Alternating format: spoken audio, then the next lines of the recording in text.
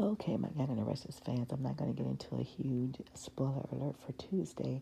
I just wanted to bring out the biggest thing I believe, in my opinion, that's going to happen on Tuesday, and that is going to be where we're going to see Ian go back to the apartment, him and Jordan, the hotel where him and Jordan was. He's looking for Jordan, walks in with a flower saying, "Honey, I'm here." And then Michael comes out of the bathroom and he's wondering, "What are you there for?" Michael says, "You've been summoned by Victor Newman." Um, I'm just going to skip, to it where in their conversation, Ian tries to leave. But when he opens the door, Victor's goon is standing there. So they grab him and they take him over to the ranch. Victor's there waiting, comes out, and he tells him he wants him to confess his sins. He's like, "What sins are those?" And I'm just going to paraphrase a bit, but anyway, Victor wanted him to confess his sins to unaliving Heather because they are trying to get him to confess so that they can get the charges dropped against Sharon. They want him to tell them that he framed Sharon for her unaliving because he was the one that unalived her. Jordan says that he did. But I could have sworn that Sharon said that it felt like a woman's hand or something on her shoulder. I don't know. I thought that she said it was something about a female. She thought it was a female. But we all know that Jordan said that it was Ian that did all of these things, that she had no parts of it.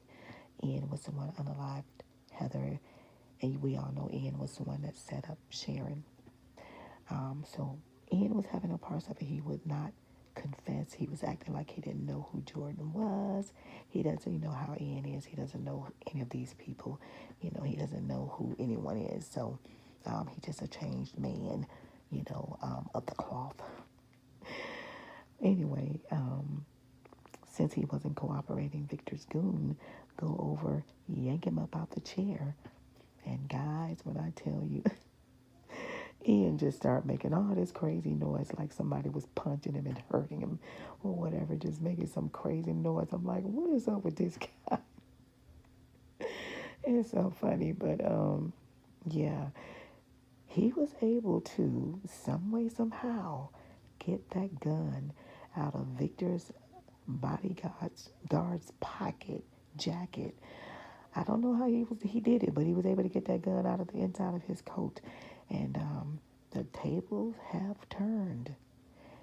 Ian has that gun, waving it and pointing it at Victor, Michael, Nicholas, and the bodyguard. I didn't mention that part. Nicholas eventually showed up at the ranch, and he got into asking about Ian about the unaliving of Heather as well, and you know, um, framing Sharon for everything. But yeah, guys, I can't wait to see what happens on Wednesday's episode because, oh my God, the tables have been turned. He was able to get that gun out of that bodyguard's coat and he flipped the script on them. But that is going to be the biggest thing that I wanted to talk about that's going to happen on The Young and the Restless on Tuesday.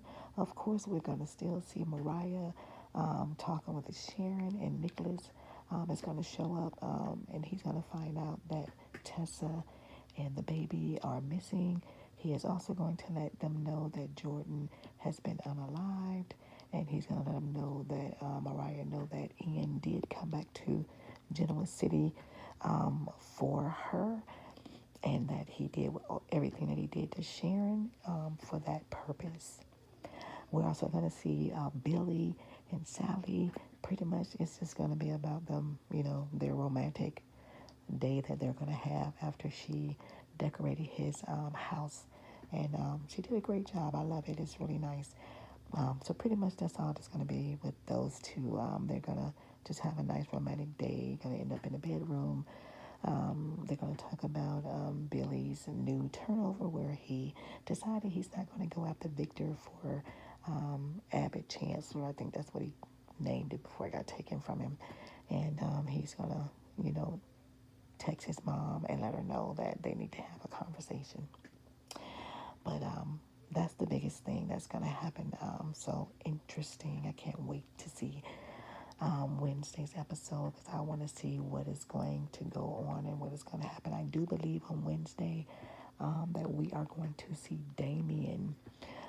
We did find out, and Nate did tell his mom that Damien is not who she thinks he is, because she thinks that Damien is this guy who, really, I'm paraphrased, doesn't have anything going for himself. He's, running from job to job. But she's gonna find out that Damien is a successful businessman from what we found out. And why would he show up to talk with Nate about a job? What is up with Damien? What is his intentions? And so, yeah, I can't wait to see that. I'm thinking he's supposed to show up on Wednesday's episode. Don't quote me on it, but because they like to change things.